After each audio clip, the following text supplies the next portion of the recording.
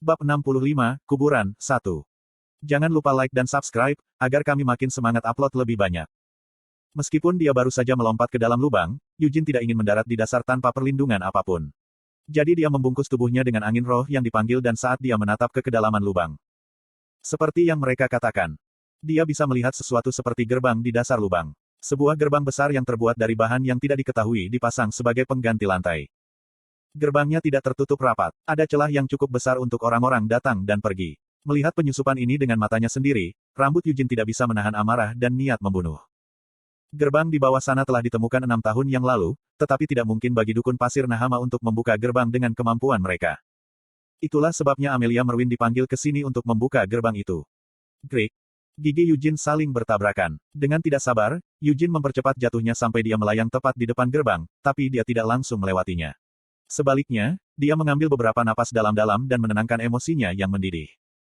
Belum dapat dipastikan bahwa apa yang ada di dalam sini benar-benar kuburan Hamel.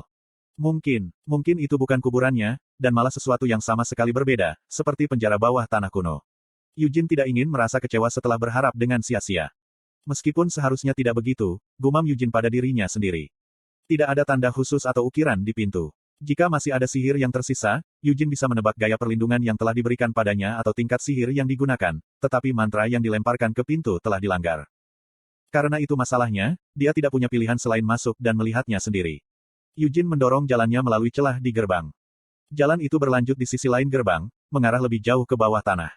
Tapi sekelilingnya bukan lagi tanah, melainkan terbuat dari logam, bahan yang sama yang membuat pintu itu.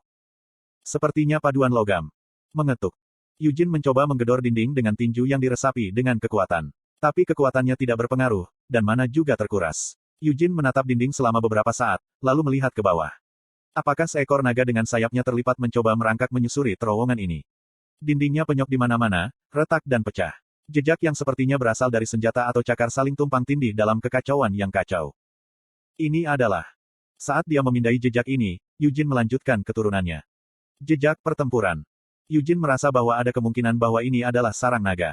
Namun, bukti yang dia lihat tampak terlalu kejam untuk bekas yang mungkin ditinggalkan seekor naga saat berguling-guling dalam tidurnya. Saya tidak yakin, jenis senjata apa yang menyebabkan ini. Apakah ini tebasan yang tersisa dari mengayunkan pedang? Sepertinya tembok itu juga ditusuk di beberapa tempat. Pertama-tama, mana yang dibutuhkan untuk serangan sebesar ini adalah tidak mungkin untuk mengatakan apa-apa lagi dari jejak. Meskipun Yujin yakin bahwa ini adalah jejak yang ditinggalkan oleh pertempuran, dia tidak bisa menebak berapa banyak orang di sana, mengapa mereka bertarung, atau bagaimana mereka bertarung. Meskipun dia merasa seperti dia tidak bisa mengabaikan jejak ini begitu saja, sepertinya terus memeriksanya tidak akan menghasilkan hasil lebih lanjut. Yujin mengalihkan perhatiannya dari dinding dan terus turun ke bawah. Dengan melakukan itu, dia menyadari beberapa hal. Lorong ini pada awalnya pasti menyembunyikan lusinan, bahkan mungkin ratusan jebakan. Namun, apakah itu karena mereka semua terjebak dalam pertempuran yang terjadi atau apakah mereka telah ditangani ketika Amelia Merwin masuk, semua jebakan telah dihancurkan. Ini tidak seperti aku semacam kaisar. Jadi, bukankah terlalu berlebihan untuk memasang begitu banyak jebakan di kuburanku? Pikiran ini membuat kesimpulan awalnya terasa goyah. Tidak peduli bagaimana Yujin melihatnya, tempat ini lebih terasa seperti sarang naga daripada kuburan seseorang. Namun, begitu Yujin melewati lorong dan mencapai lantai berikutnya, pikiran seperti itu menghilang sepenuhnya. Yujin tercengang ketika dia menatap ke depan. Di tengah lantai berdiri sebuah patung. Tidak mungkin Yujin tidak mengenalinya. Itu adalah patung dari apa yang dia lihat di kehidupan masa lalunya, patung Hamel. Yujin menelan ludah dan menuju ke patung itu. Alasan mengapa dia bisa dengan jelas mengingat patung ini dan mengenalinya bukan hanya karena patung itu diukir pada gambar kehidupan sebelumnya. Itu juga karena Yujin pernah melihat gambar seperti itu sebelumnya. Di perpustakaan kerajaan Arot, Akron. Di dalam Aula Siena. Siena telah meninggalkan catatan penampilan mantan rekannya di sana. Vermont yang agung. Molon yang berani. Anis yang setia. Hamel yang bodoh. Haha, Yujin tertawa terbahak-bahak sambil menggelengkan kepalanya. Penampilan patung ini identik dengan gambar yang pernah dilihatnya di Aula Siena. Mata tanpa jejak geli, postur bungkuk, dan wajah yang belum melihat terlalu banyak bekas luka. Seperti yang saya katakan, jika Anda ingin meninggalkan rekor, setidaknya Anda harus membuatnya tersenyum. Dinasti Hamel. Kalender suci 421-459. Dia bajingan, idiot, bajingan, sampah. Tapi dia juga pemberani, setia, bijaksana, dan hebat.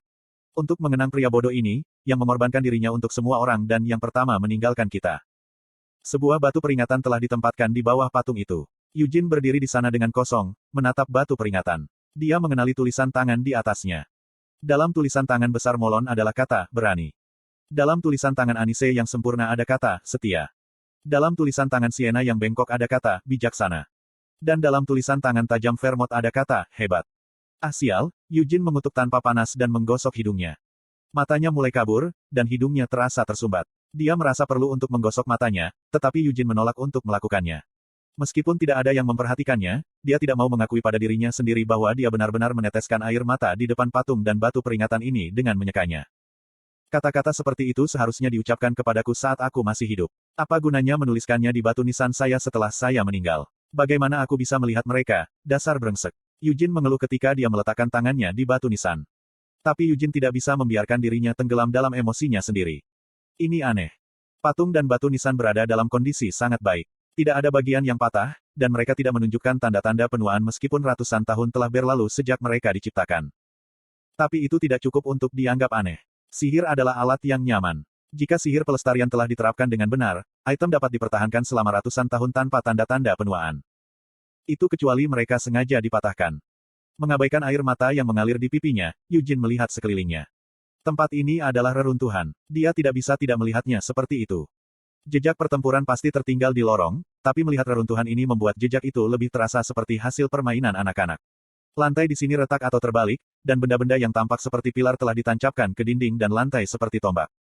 Patung Hamel dan batu peringatan adalah satu-satunya hal yang tidak rusak dan masih utuh. Apa yang sebenarnya terjadi di sini? 200 tahun yang lalu, Sienna telah mendeteksi kematian familiarnya dan telah meninggalkan Arot untuk melakukan perjalanan ke makam Hamel di sini. Apakah perkelahian pecah segera setelah itu? Untuk saat ini, dia tidak bisa tidak curiga bahwa itulah yang terjadi. Dia pasti bertemu dengan perampok kuburan yang tidak dikenal, dan kemudian. Sienna kuat, Eugene mengingatkan dirinya sendiri. Dia selalu kuat tetapi menjadi lebih kuat setelah Hamel meninggal. Meskipun Eugene tidak benar-benar tahu seperti apa Sienna selama ini, sekilas, Sienna bijaksana, yang dia lihat melalui witchcraft menunjukkan bahwa dia pastilah penyihir paling kuat di dunia. Jika penyusup memiliki kemampuan untuk melawan Sienna, yang memiliki kekuatan seperti itu, maka itu berarti Sienna tidak bisa menang. Jika Sienna memenangkan pertarungan, tidak mungkin dia meninggalkan tempat ini dalam keadaan hancur yang mengerikan. Karena itu masalahnya, mungkinkah Sienna mati di sini? Tidak mungkin, Eugene meyakinkan dirinya sendiri. Eugene telah melihat bayangan Sienna di Arot. Itu bukan hanya ilusi. Ketika dia bertemu dengannya di alun-alun di depan bank, fantasi Sienna dapat dengan jelas menyampaikan apa yang coba dikatakannya, saya telah menemukan Anda. Jadi dia pasti terluka selama pertarungan yang terjadi di sini, lalu bersembunyi di suatu tempat. Saat ini, dia tidak punya pilihan selain percaya itu. Eugene menggaruk kepalanya dengan frustrasi. Siapa yang bisa mendorong Sienna sejauh ini? Mungkinkah itu Demon Fog? Apakah Raja Iblis di balik ini?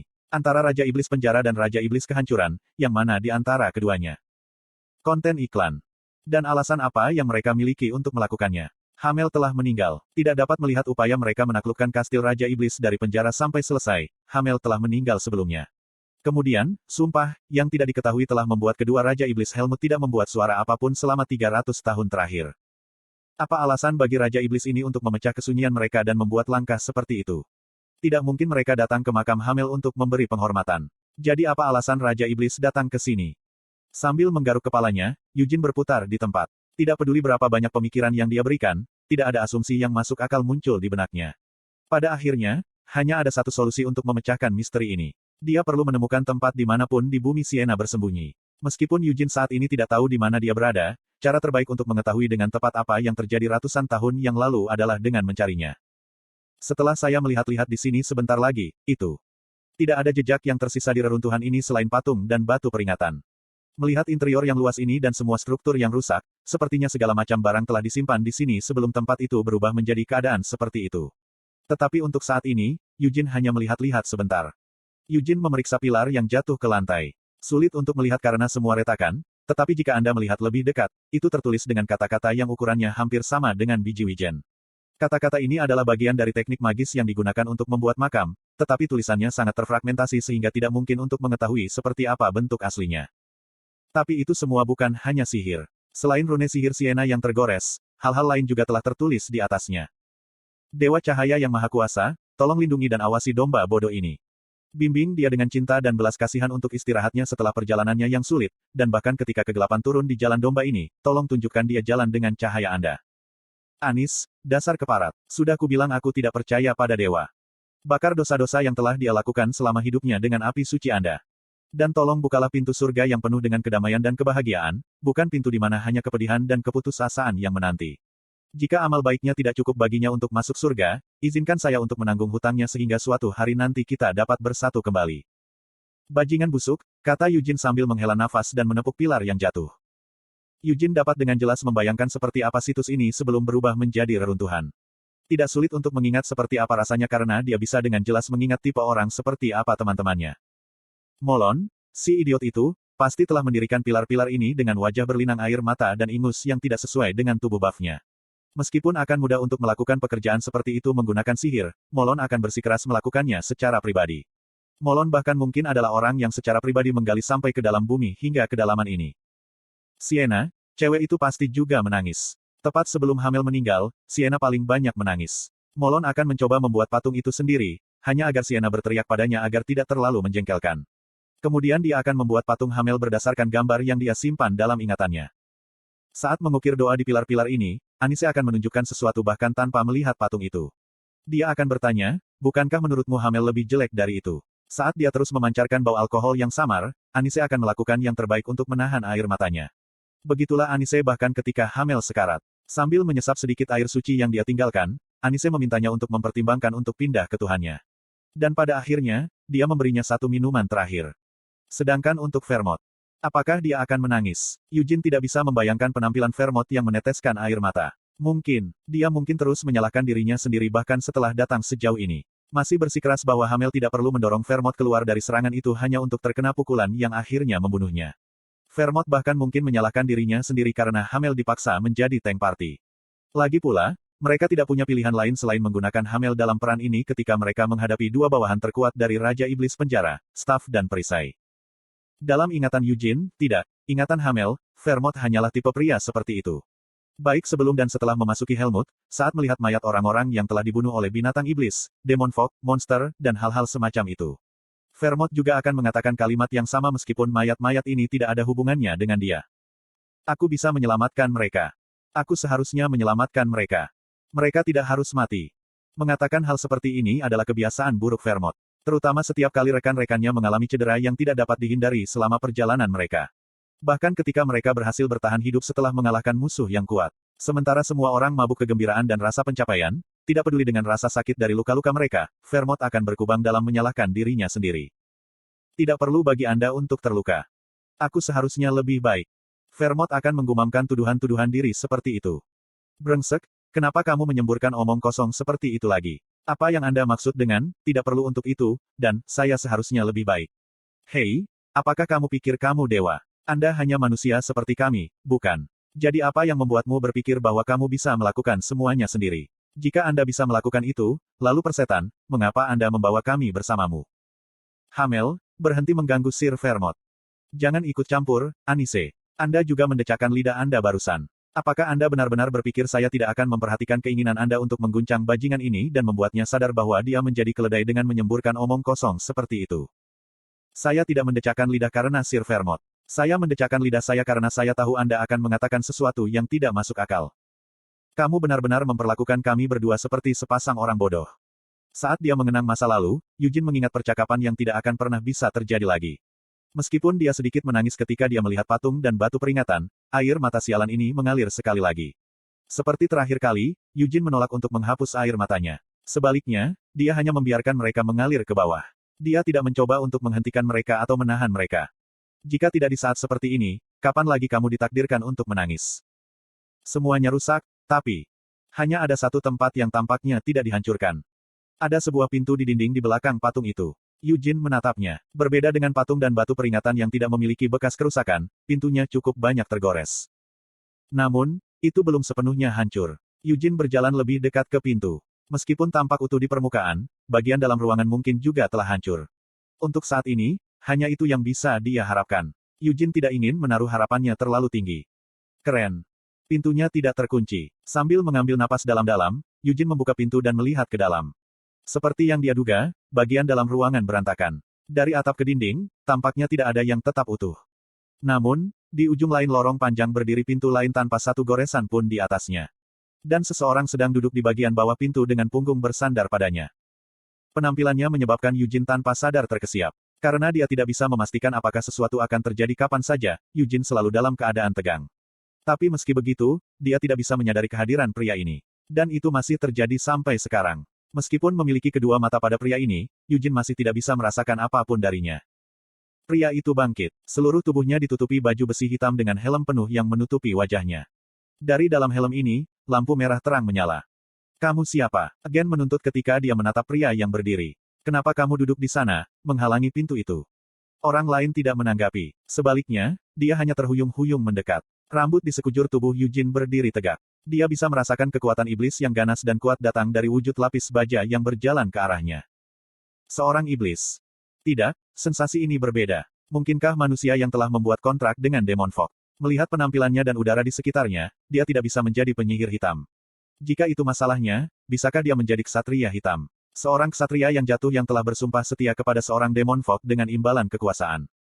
Tidak, bukan itu. Eugene tidak bisa merasakan kekuatan hidup apapun yang memancar dari pria ini. Dia bukan binatang iblis, bukan rakyat iblis, atau bahkan manusia kontrak.